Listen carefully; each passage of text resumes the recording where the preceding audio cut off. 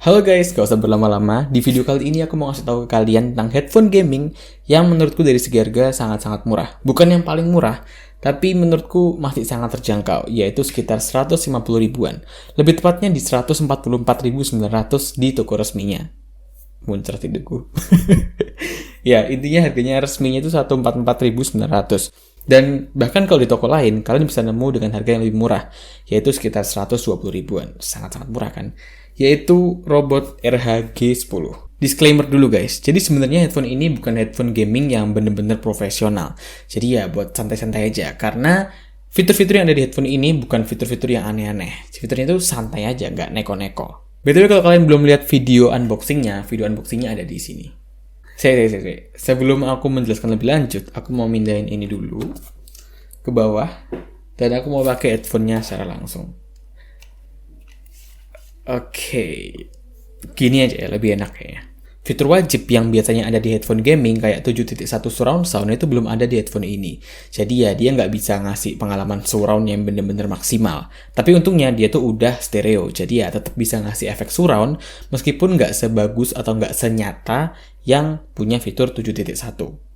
Kalau kalian bingung, intinya kalau headphone kalian punya fitur 7.1 surround sound, headphone itu bisa ngasih efek atau mensimulasikan suara sekitar atau menjadi lebih nyata. Karena dia punya 7 sumber suara yang ada di headphone tersebut.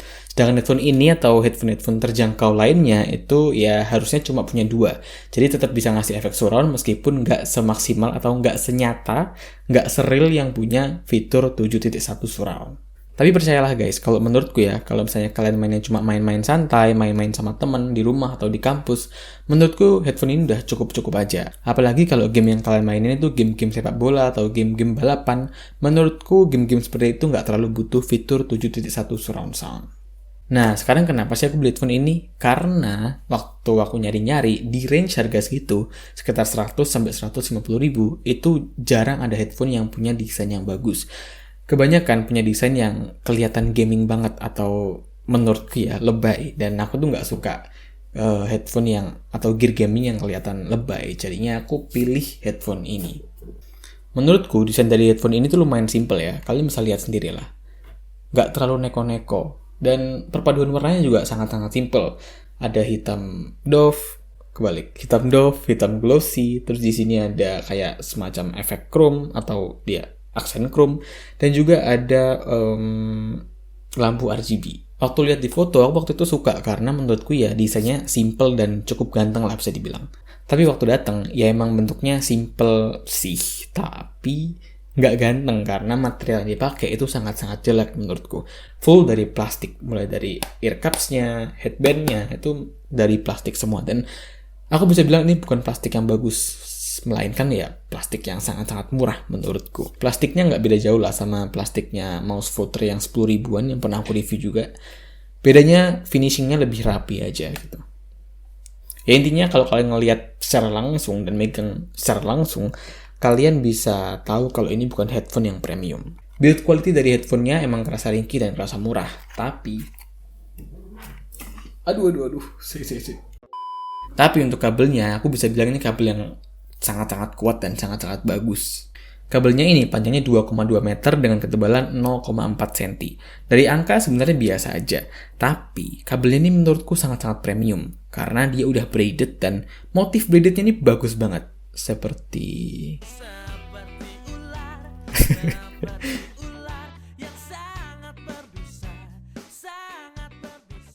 ya intinya desainnya bagus lah ya kabelnya, dan dia tuh kalau aku bikin tuh bener-bener kuat sih. Dan aku berani jamin kalau ini tuh bakal awet kabelnya. Apalagi dia udah braided, jadinya kalau ketekuk-tekuk gini tuh nggak masalah sih. Aman. Bagian colokan dari headphone ini dibagi jadi 3 bagian. Yang pertama ada yang warna merah. Ini buat mikrofonnya. Jadi kalau kita mau ngomong, kita perlu nyolokin yang ini. Kemudian ada yang warna hijau. Ini tuh untuk dengerin atau ya untuk output. Jadi kita perlu menyolokkan yang hijau ini kalau kita mau dengerin suara. Dan ada colokan USB. Ini sebenarnya penting nggak penting? Kalau menurutku nggak penting karena ini tuh cuma buat nyalain lampunya. Tapi ya buat teman-teman yang pingin headsetnya nyala-nyala, perlu nyolokin yang ini. Nah, karena colokan buat mikrofon dan juga buat headsetnya terpisah, pastikan kalian beli splitter kayak gini. Ini murah, cuma 3.000 atau 5.000-an, atau bisa juga kayak yang aku pakai, yaitu kayak gini. Ini namanya lupa. Ya, aku baru ingat, ini namanya USB sound card. Nggak tahu sih sebenarnya. Karena banyak yang bilang ini USB splitter, ada yang bilang juga USB sound card. Jadi ya intinya inilah. Ini harganya cuma 20 ribuan. Waktu itu aku beli 23 ribu. Jadi paham ya, karena ini colokan yang terpisah, pastikan kalian beli splitternya. Oh iya, sedikit catatan. Kalau kalian mau pakai headphone ini, kalian nggak wajib buat nyolokin USB-nya. Karena USB ini pure buat nyalain lampu doang. Jadi kalau kalian nggak mau pakai lampu, kalian nggak perlu nyolokin ini. Aku sendiri nggak pernah pakai lampunya sih, karena ya malas aja menemuin USB di laptop. Mendingan dipakai yang lain. Oh iya, BTW lampu RGB-nya ini nggak bisa disetting sama sekali ya. Karena ini headphone murah, jadi ya nggak ada software pendukung yang biasanya bisa buat ngatur-ngatur efek lampu RGB-nya. Di headphone atau di kabelnya juga nggak ada tombol apa-apa yang bisa buat nyeting lampunya. Jadi dia cuma bisa satu mode, yaitu mode gonta-ganti warna kayak yang kalian lihat di video ini. Ya pokoknya dia tuh cuma gonta-ganti warna gitulah, dan total warnanya tuh ada 7. Tapi ada yang aneh guys. Ini menurutku aneh ya, karena warna yang kanan sama yang kiri itu bisa beda. Nih. Kelihatan nggak ya? Intinya warna yang kanan sama yang kiri itu beda. Aku nggak tahu ya kalau menurut kalian atau di headphone lain tuh kayak gitu tuh normal atau enggak. Tapi menurutku tuh aneh karena ya kenapa nggak disampaikan aja sih? Kayak nggak tahu, aneh gitu loh. Mikrofon dari headphone ini itu model yang fleksibel aja, yang bisa digerak-gerakin gini-gini doang. Jadi ya dia cukup enak sih bisa digerak-gerakin, tapi dia nggak bisa ditekuk ke atas misalnya kita nggak pakai. Jadi ya dia tetap gantung gini aja, dan dia juga nggak bisa dicopot. Jadi kalau misalnya kita nggak pakai, ya dia tetap harus gantung kayak gini. Kualitas mikrofon dari headphone ini gimana? Oke, aku mau ngasih tahu dulu kalau kualitas suara dari mikrofon itu dipengaruhi oleh beberapa hal. Salah duanya adalah mikrofonnya sendiri dan juga splitter yang dipakai. Jadi kalau kalian pakai splitter yang 3 ribuan, kayak gini, atau splitter yang 20 ribuan, atau bahkan kalian pakai sound card yang 100 ribu, atau bahkan 2 juta, harusnya hasilnya beda-beda. Dan untuk tes kali ini, aku bakal pakai splitter yang harganya 20 ribuan, 23 ribu, dan hasilnya kira-kira seperti ini. Dan ini adalah hasil rekaman mikrofon dari headphone ini. BTW ini aku ngerekamnya menggunakan aplikasi Audacity dan menggunakan splitter yang harganya 20 ribuan. Seperti yang udah aku bilang tadi. Dan menurutku hasilnya sih lumayan banyak noise-nya. Tapi secara overall udah agak cukup lah. Jadi kalau misalnya kalian mau bikin konten gaming atau konten apapun menggunakan mikrofon dari headphone ini, menurutku udah bisa. Ya tapi kalau bisa sih perlu diedit-edit dulu lah biar lebih bagus. Terutama dikurangi noise-nya. Jadi kalian gak usah terlalu khawatir karena menurutku udah cukup oke. Dan juga kalian gak usah terlalu khawatir dengan masa garansi dari headphone ini, karena headphone ini punya garansi resmi selama 1 tahun. Jadi lumayan banget lah, headphone murah punya garansi yang cukup panjang. Oh iya, gimana kualitas suaranya kalau dipakai Zoom? Oke, kita pindah ke aplikasi Zoom. Let's go. Dan beginilah kira-kira hasil suaranya kalau dipakai video call menggunakan aplikasi Zoom. Harusnya sih lebih nggak ada noise-nya ya, dan mungkin sedikit lebih halus. Jadi ya silakan dinilai sendiri kira-kira hasilnya seperti ini. Oke, sekarang kita bahas kualitas suaranya untuk dipakai dengerin musik. Low atau bassnya bisa dibilang sangat-sangat kuat dan sangat-sangat powerful.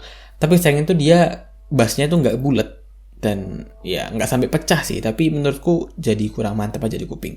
Untuk mic-nya menurutku nggak terlalu kuat, jadi suara vokal tuh sering ketutupan dengan suara bass dan juga suara instrumen yang lain. Jadi kalau buat dengerin lagu yang lumayan metal, yang rame, yang kayak lagunya Avril Lavigne mungkin ya, itu suara vokalnya sering ketutupan dengan suara instrumen dan juga suara bassnya. Tapi kalau buat dengerin lagu-lagu akustik atau lagu-lagu yang nggak terlalu banyak bassnya, nggak terlalu banyak instrumennya, itu menurutku suara vokalnya tetap enak.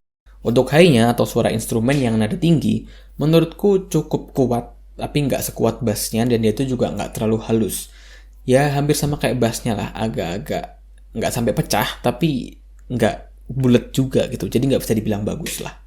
Jadi tuning suara dari headphone ini tuh V-shape, dimana low-nya tuh sangat-sangat tinggi, kemudian mic-nya tuh rendah, dan waktu high-nya dia tuh naik lagi, tapi nggak setinggi low-nya. Jadi ya emang tuningnya headphone gaming kayak gitu. Overall menurutku untuk kualitas suara dia tuh cukup kuat di bassnya, tapi secara keseluruhan nggak terlalu bulat lah. Dan untuk kehalusan suara juga Nggak bisa dibilang bagus banget. Mungkin aku kasih nilai 7 dari 10 karena banyak earphone yang lebih murah punya kehalusan yang lebih bagus, lebih tinggi, lebih bagus, lebih halus. Tapi ya balik lagi guys, ini kan headphone gaming. Jadi ya emang fokusnya di bass, dan tuning suara dari headphone gaming itu biasanya emang kayak gitu. Tipe headphone ini tuh over ear ya guys. Jadi harusnya kalau kita pakai kayak gini, dia tuh nutupin seluruh kuping kita. Emang nutupin seluruh kuping kita sih. Tapi kalau dilihat dari sini dan diperhatikan, sebenarnya tuh ini tuh masih ada rongga sedikit guys. Jadi tanganku bisa masuk nih. Nah mungkin hal itu juga ya yang mempengaruhi isolasi suara dari headphone ini.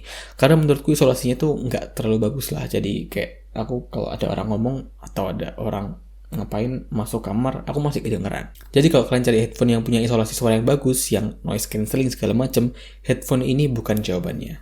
Tapi karena ini agak kebuka sedikit nih guys ya, aku tuh ngerasa adem kupingku, jadi nggak gampang gerah lah. Malah aku ngerasanya kayak ya adem-adem aja gitu. Jadi kupingku ini sebenarnya sangat nyaman sih pakai headphone ini, dan dia itu juga menurutku headphone itu lumayan nyaman karena dia tuh udah pakai busa yang cukup tebel.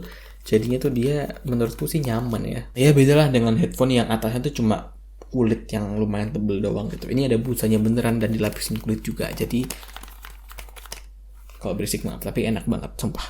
Oke, sekarang aku mau ngasih kesimpulan yang cukup panjang. Jadi headphone ini menurutku masih cocok buat kalian yang pengen beli headphone untuk gaming. Ya meskipun dia belum punya fitur 7.1 surround sound, tapi menurutku untuk gaming-gaming casual di rumah atau main sama temen itu masih cukup-cukup aja. Menurutku yang seharusnya jadi bahan pertimbangan adalah build quality-nya yang menurutku cukup ringkih. Jadi kalau misalnya kalian mau pakai secara mobile, mau dipakai pindah-pindah dari suatu tempat ke tempat yang lain, pastikan kalian bawanya hati-hati atau minimal punya case buat headphone. Jadi dia nggak gampang ketindihan dengan barang lain ketika di tas. Kalau kalian mau pakai headphone ini buat dengerin musik atau bikin musik bahkan, jujur saya ya aku nggak terlalu merekomendasikan headphone ini sih, karena ya tuning suaranya bukan dibuat untuk itu. Tuning suaranya dibuat untuk bermain game, jadi bassnya kuat, dan menurutku kehalusan suaranya juga nggak terlalu baik lah. Sebenarnya nggak bisa dibilang buruk juga sih, tapi dengan harga yang sama kalian masih bisa nemuin earphone yang memiliki kualitas suara, tuning suara, dan juga kehalusan yang lebih oke daripada headphone ini. Jadi kalau fokusan kalian buat dengerin musik atau bahkan bikin musik, mending cari earphone lain aja. Menurutku headphone ini cocoknya ya buat kalian yang bener-bener pengen headphone buat gaming ya. Apalagi yang ada nyala-nyalanya juga, karena ya udah ada RGB-nya meskipun belum bisa disetting. Kualitas suara dari headphone ini emang cocok buat gaming, tapi entah kenapa aku lebih merekomendasikan kalian beli earphone aja. Karena dengan harga yang sama atau bahkan lebih murah, kalian bisa menemukan earphone yang kualitas suaranya itu lebih halus dan tuning suaranya mirip-mirip. Jadi kalau saya buat dengerin musik bakal jauh lebih enak. Toh earphone sekarang udah banyak yang stereo. Jadi ya aku kesulitan untuk menemukan kelebihan dari headphone ini dibandingkan dengan earphone-earphone yang lain. Jadi ya aku lebih merekomendasikan beli earphone aja. Kecuali kalau kalian emang pengen beli headphone yang ada RGB-RGB-nya. Nggak masalah beli ini aja. Karena menurutku juga nggak akan mengecewakan.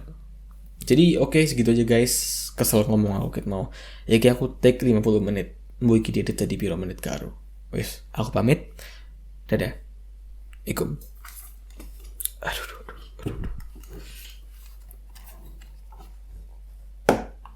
Dadah. Mulai sih guys. Mau lihat ini nggak? Behind the scene. Lampu. Nih. Lampu saya digantung ke hanger, atau bisa orang sebut kastok. Bukan jastok ya, kalau jastok kan pelatih. Coach jastok. Bye bye. Woi.